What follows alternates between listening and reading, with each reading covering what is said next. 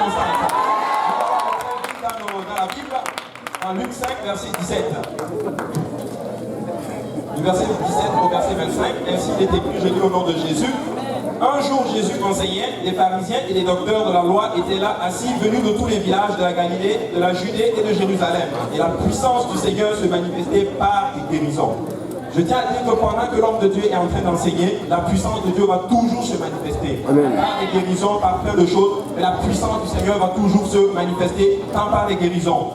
Verset 18, il est écrit ainsi, et voici des gens portant sur un lit un homme qui était paralytique, cherchait à le faire entrer et à le placer sous ses regards. Remarquez ici justement la démonstration de la foi, la démonstration de certaines personnes qui portent une personne paralytique.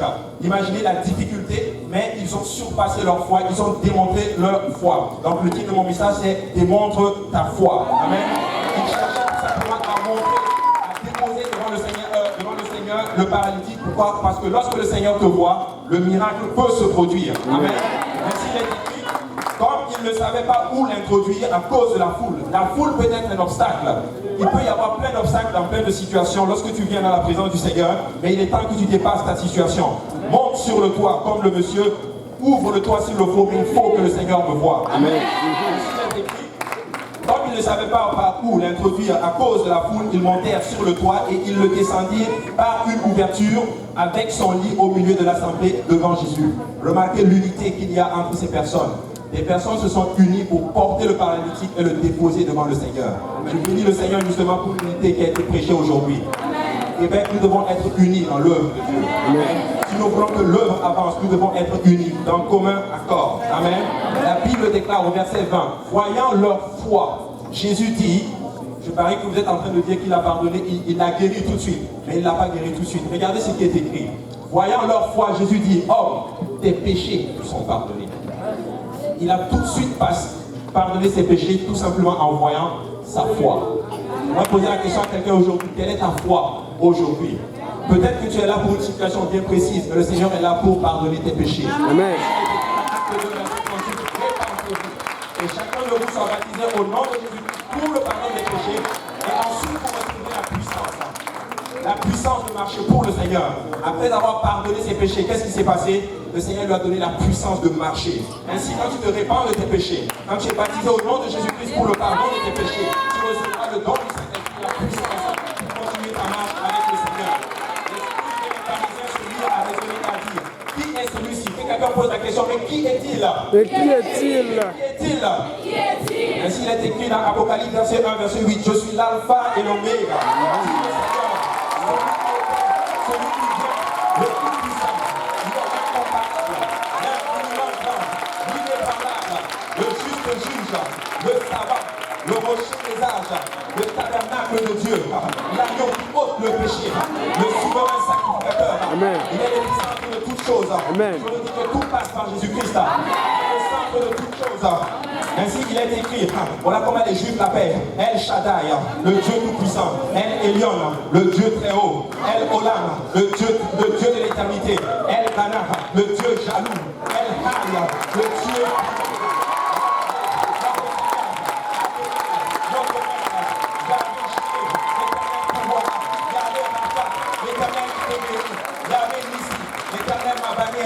l'éternel Rach, l'éternel bon berger, l'éternel Shalom, l'éternel Raphaël, Yahvé Sidkenu, l'éternel notre justice, Yahvé Elohim, l'éternel Dieu. Il est écrit, lequel est le plus aisé de dire, tes péchés te sont pardonnés, ou de dire, lève-toi et marche. Or, afin que vous sachiez que le Fils de l'homme a sur la terre le pouvoir de pardonner le péché, je te l'ordonne, dit-il au paralytique, lève-toi, prends ton lit et marche.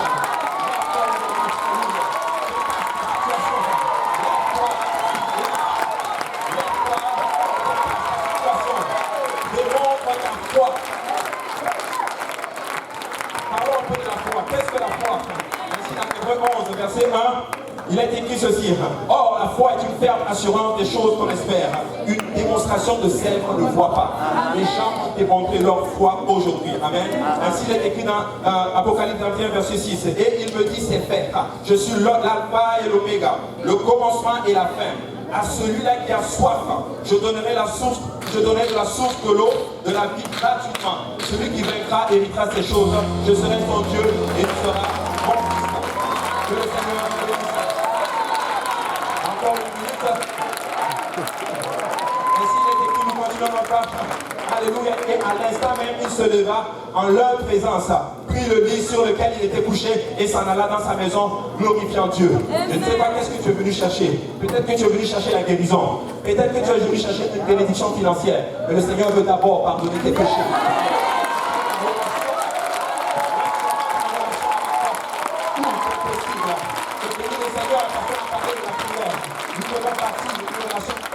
Avec Dieu.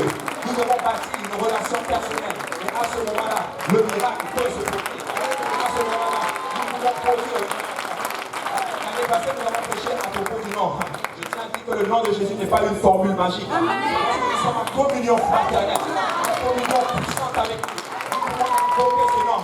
Lorsque son nom est invoqué, là, nous pouvons produire le miracle. Alors, je bénis le Seigneur pour la révélation du nom. Je bénis le Seigneur pour la révélation du nom. Alléluia. J'ai un peu pris le temps de regarder le même passage. Matthieu a fait exactement la même, a fait allusion à la même histoire.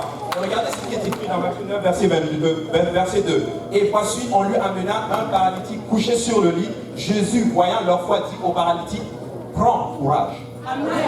Pasteur Bernard a prêché la même chose hier. Il est temps de prendre courage. Il est temps d'être courageux des fois. Prends courage à mon enfant. Il s'appelle mon enfant. Appelle mon enfant. C'est ce moment qui pardonne tes péchés et tu entres dans la famille de Christ. Lorsque ce nom est invoqué, de Christ.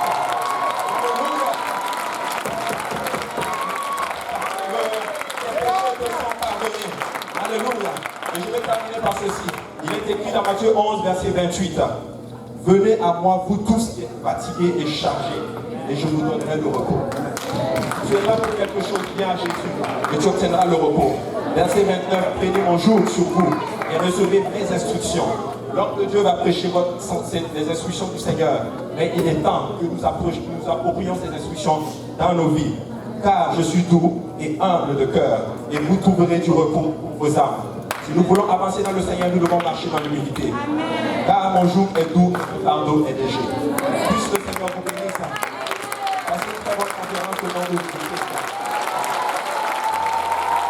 Praise God.